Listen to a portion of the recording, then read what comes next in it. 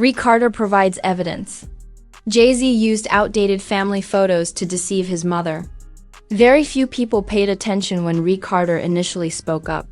They said it was just another youngster with a crazy story. But he's showing now instead of talking. The alleged family albums are on the horizon. Alongside them comes a slew of old photos, scrolled timelines, and tearful receipts that have the potential to rock the Carter empire like no lawsuit ever has. This is no longer a courtroom drama. Rymir is done waiting for a judge to give him any serious consideration since this is legacy warfare. He has delegated decision-making authority to the internet. What precisely is the claim then? It's easy. When his mother Wanda was only a teenager, Jay-Z captured her. The phrase trapped isn't being used carelessly. Wanda, who died many years ago, said she met him at the age of 16. Nor a famous relationship, nor some dreamy meet cute. It was a matter of control and power, she said. He was untouchable, mature, and well-known. She was a little girl attempting to survive. And Rymir in the midst of that. He has been attempting to establish paternity for years. He has experience with court proceedings, petitions, and interviews. However, when all legal avenues are closed, to you go public, which is precisely what this family record releases. DNA is no longer the only factor. It's about changing the focus, moving the battle from judges to reporters, from court documents to scrolls on social media. He's stating more than simply, "I'm his son." Look for yourself, he says. Let's face it, Jay-Z has never spoken about it. Not once, complete quiet. For years his lawyers have denied it. Called it humiliating, embarrassing, and untrue. And to be honest, that quiet used to be effective from a public relations perspective. However, this is 2025. Stories are no longer killed by silence. It intensifies them.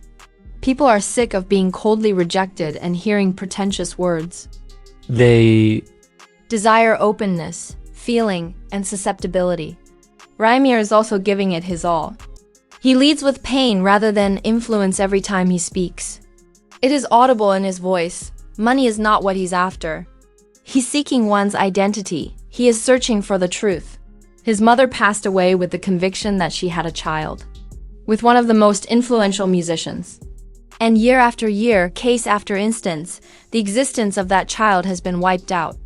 Not to mention that Wanda signed it in addition to saying it. Left behind letters outlining everything, affidavits, and sworn statements. However, none of it ever passed the legal system's gatekeepers. The judges ruled that it was improperly submitted. According to the attorneys, it lacked authority. Each intricacy turned into an additional barrier. Rymir therefore created a new route that went viral without the necessity for a trial.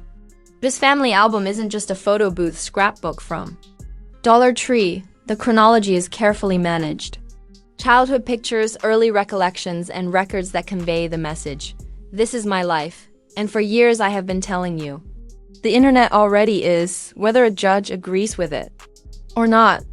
Users are stitching, comparing, and discussing on TikTok, Twitter, and Instagram. Identical jaw, eyes, and nose. Slow-motion interviews and side-by-side collages are filling the gaps left by legal systems. Make people feel something.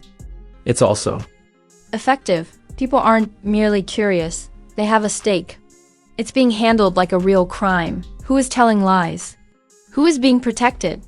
How come Jay-Z hasn't taken a test and put an end to this? Is there something to conceal? Or is this really a tenacious child holding on to the only story he has ever been exposed to? The court of public opinion doesn't require evidence. It only needs momentum, which is where things start to become heated. Moreover, Rymir has it. Wanda repeated the same story repeatedly when she was alive. Sometimes in writing, sometimes to friends, and occasionally to attorneys. She didn't falter. She was 16, Jay-Z was older. Furthermore, their relationship wasn't as consensual as many like to think young girls with celebrities are. There was an unbalance. Pressure was the cause. There was quiet. That's what people usually overlook. This was never only an instance of paternity. A power case was involved. A tale of what occurs when one group has connections, wealth, and notoriety. while the other group only has memories and suffering. Wanda laid everything out in an affidavit that she signed. She said that Rymir's father was Jay-Z, that she had been ejected, that she would never succeed, and that she didn't. Not in court. Her son, however, persisted. Rymir changed course each time the lawful path failed. He resorted to the media when the courts dismissed his lawsuit on technical grounds. He resorted to social media after the media shifted. He is now completely avoiding the intermediary. His biggest swing to date is the album drop, but it's not happening alone. Jay-Z has previously been connected to paternity accusations. Letitia Mir once went so far as to operate an entire Instagram account under the name Jay-Z's first daughter, claiming to be his daughter. It was co-signed by her relatives. She conducted interviews. She gained momentum. Then she was gone. Rymir Sabwait, another man, fought his own battle, asserting that Jay-Z was his father. Jay's legal team was publicly accused by his godmother of obstructing DNA testing. There were even rumors that Jay was the father of Chanel Scott's son, Malik. The trend is loud and the stories pile up like receipts when a DNA test revealed her husband wasn't the father. The charges are made, the denials are made quickly, and then there is stillness. It has always been played the same way by Jay-Z's team. Describe it as absurd, provide no DNA, and vanish. It's airtight legally. However, culturally, it's beginning. Totos stink because it becomes more difficult to accept that they are all lying with each additional name added to that list. He never even recognized them, especially since each one of them recounts a different version of the same tale. And then, Beyoncé. She doesn't say anything about this. She is not required to. Perfection, secrecy, and elegance are the cornerstones of her brand. She shares photos of her children. She gives her tour. She receives her honors. And in her world, there is no such thing as mezzanines. Fans aren't stupid, though. They recall how Nick's son, Beyoncé's half-brother, was raised and how his mother accused her of neglecting him despite purchasing a mansion close to their home. Like now, she never answered. However, her quiet, like Jay's, is a component of the narrative. She is allegedly defending the brand. Some claim that she contributed to the initial burying of this tale. That she didn't want unresolved drama and outside children to tarnish the Carter family's impeccable reputation. Whether it is true or not is irrelevant since, in the era of social media, appearances are more powerful than facts. Additionally, the optics are becoming disorganized. "Where's your other kid?" is one of the most common comments on Jay-Z's courtside photo of Blue Ivy. Every time Beyoncé makes a Grammy night selection, someone loses a Grammy or deserves better. Initially mild, it quickly gains momentum as individuals become more vocal, explore deeper, and push harder when they believe a story is being neglected. The more Carter remains silent, the more the internet writes its own truth. It was never intended that the pictures would be so important. Old Polaroids, blurry pictures, faded scans of teenage lads and newborn faces. Timber Carter is placing all of his bets on that. They speak a language that the internet can understand, not because they are admissible evidence in court. The phrase that says, "You can't tell me they don't look alike. They look alike, and side by side." That's not New Jersey, that's the courtroom, not a bench of dusty judges. It's TikTok, it's Instagram. It's the comments area of a million view YouTube video. It was open season as soon as those family album photos were leaked. Like Law and Order, people began assembling their own timelines, making deductions, and dragging famous people through comment threads. Some users mirrored young Jay-Z's slow-motion videos that they shared, contrasted the footage from Rymir's high school. Others, including forensic specialists, focused on jawlines and cheekbones. DNA was no longer the issue. Narrative and Jay's silence, which was now interpreted as guilt, were at issue. The question that was on everyone's mind was straightforward. Why not just take the test if you're not the father? Jay's silence on this matter has been deafening for someone who has made a living on openness, narrative, and self-reinvention. He now talks about legacy, fatherhood, and his path from Marcy Projects to becoming a billionaire in a different way.